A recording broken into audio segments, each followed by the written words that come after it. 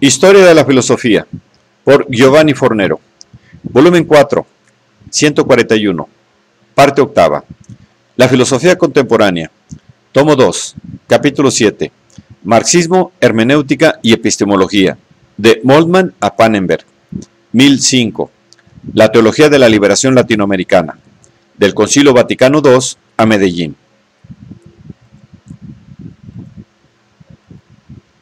Otro filón central de la reflexión cristiana actual, que forma uno de los capítulos más creadores, pero también más discutidos, de la teología de nuestro siglo, está representado por la llamada teología de la liberación latinoamericana. Entre los precedentes inmediatos de dicho movimiento teológico, que encuentra su prehistoria en la primera evangelización de las Indias por parte de hombres como Pedro de Córdoba, Antonio Montesinos, Bartolomé de las Casas, y su presupuesto contextual en la situación histórica de dependencia y de dominio en que se encuentran los países del tercer mundo, está ante todo, por lo menos por lo que se refiere al amplio sector católico de Sudamérica, el Concilio Vaticano II. En efecto, aunque este último no ha aportado soluciones inmediatas a los problemas de la América Latina, por lo menos ha permitido la creatividad teológica, tras la estela del principio según el cual la Gaudium et Spes deberá ser encarnada en cada contexto. Tanto es así que inmediatamente después de la conclusión del Vaticano II, el CELAM, Consejo Episcopal Latinoamericano, organizó encuentros y creó institutos para traducir enseguida las reformas auspiciadas por el concilio y a continuación por la Populorum Progressio de Pablo IV, 1967. El más importante de estos encuentros es el de Medellín, en agosto de 1968, sobre el tema la Iglesia en la actual transformación de la América Latina a la luz del concilio. Un encuentro que ha sido para América Latina lo que el Vaticano II fue en particular para Occidente. La teología de la liberación, cuyo primer esbozo explícito se remonta a una conferencia de Gustavo Gutiérrez pronunciada en Chimbote, Perú, en julio de 1068. De hecho, nace antes y no después de Medellín. Sin embargo, el Simposium del CELAM, aún no utilizando la expresión técnica teología de la liberación, puede ser considerado históricamente como una especie de bautismo oficial y de caja de resonancia de las nuevas ideas. Podemos afirmar que la idea de liberación y la teología de la liberación adquirieron un estatuto eclesiástico en la Conferencia de Medellín. La explicitación de una teología de la liberación comienza sobre todo después de Medellín. En efecto, aquello que caracteriza a Medellín, cuyos documentos, como observa Enrique Dussel, fueron dados a conocer antes de ser definitivamente aprobados por Roma, es, ante todo, la asunción del punto de vista de los marginados. El mundo de la Gaudium et Spes en Medellín llega a ser el mundo de los pobres y de los oprimidos. A este propósito, los actos de Medellín, como los de Puebla, 1979, que han confirmado sustancialmente los puntos de vista de Medellín, hablan de modo duro y claro. El pueblo vive en la explotación, en la marginación, en la dependencia interna y externa. La distancia entre ricos y pobres es cada vez más insultante y anticristiana. Los derechos humanos, sobre todo para los más débiles, son violados diariamente. La sociedad es presa de una situación de violencia institucionalizada y de pecado social, que tiene su causa y su raíz estructural en un tipo de economía y de organización política señalada por el dominio de minorías privilegiadas y de intereses internacionales. De ahí la necesidad de una nueva relación fe-justicia, a imitación de la elección hecha por Jesús en su vida terrenal.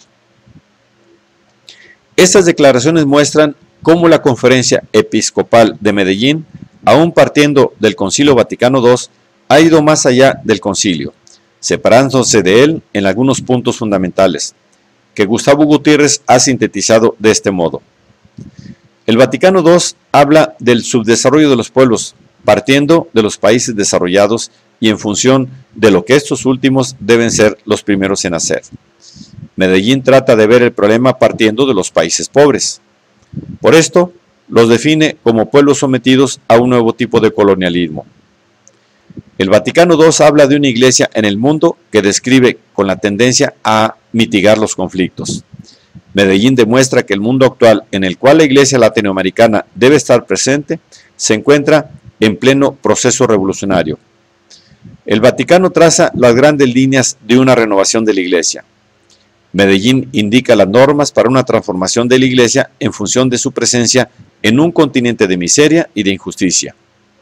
En otras palabras, mientras la Gaudium et Spes hace una descripción demasiado irénica de la situación de la humanidad, lija las aristas, suaviza los contrastes, evita los aspectos más conflictivos, rehúye las formas más agudas de los choques entre clases sociales y entre países.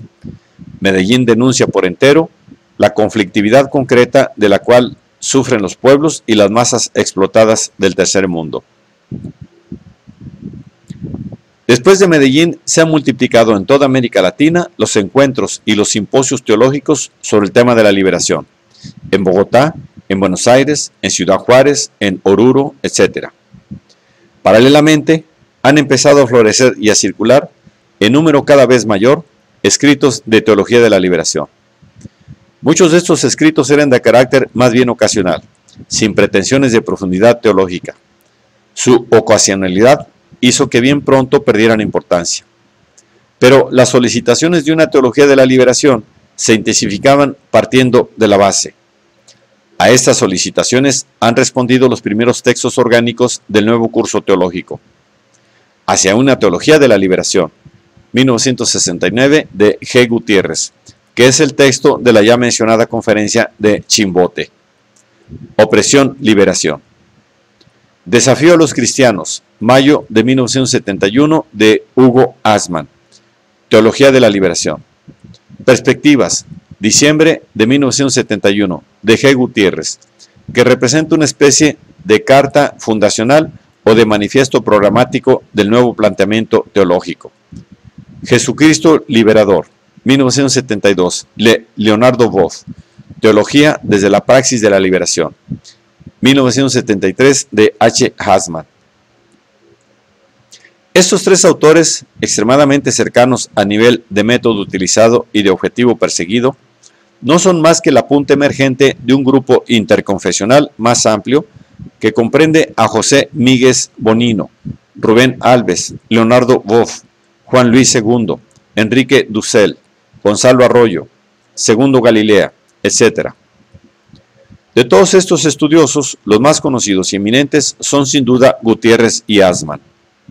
En efecto, si el primero, nacido en Perú en el año 1928, puede ser considerado como el plasmador, el formulador en lenguaje simple, expresivo y sobrio de las instituciones fundamentales de esta teología, que no inventa él, sino que la recoge de su inmersión pastoral en los movimientos cristianos.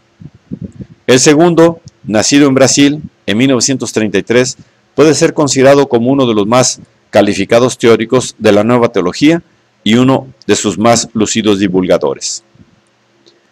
La teología de la liberación hospeda en sí misma bastantes y diversificadas tendencias. Tanto es así que, hablando en singular de teología de la liberación, se da por supuesto siempre el plural teologías de la liberación.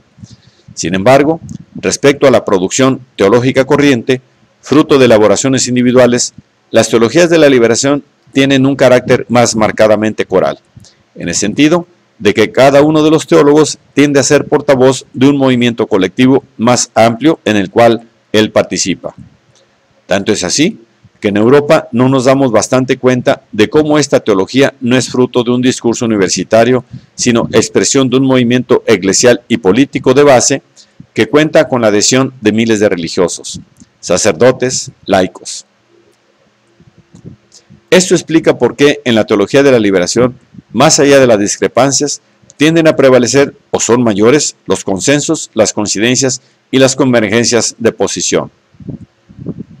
Entre los diferentes puntos en común, que en este lugar son aquellos que más nos interesan, encontramos 1. El tema general de la liberación, en antítesis a la ideología del desarrollo. 2. El nuevo modo de hacer teología y de concebir el sujeto de la misma. 3. El distanciamiento crítico frente a las teologías del mundo rico, europeo y estadounidense.